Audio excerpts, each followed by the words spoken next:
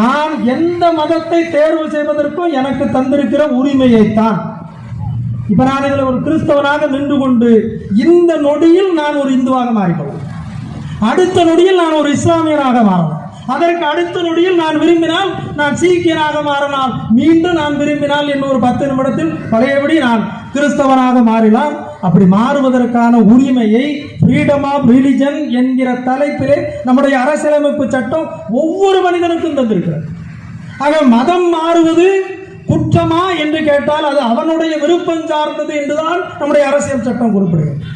நான் இன்னொருவனை வலுக்கட்டாயப்படுத்தி என்னுடைய மதத்திற்கு வா, அதற்கு உனக்கு இந்த மாதிரியான கட்டாயங்களை நான் தருவேன் என்கிற விதத்தில் யாராவது போதித்தால், அந்த போதனையின் காரணமாக ஒருவர் மதம் மாறினால் அந்த மதமாற்றம் சார்ந்து மாத்திரம்தான் ரெஸ்ட்ரிக்ஷன்ஸை மாநில அரசுகள் விரும்பினால் புகுத்திக் கொள்ள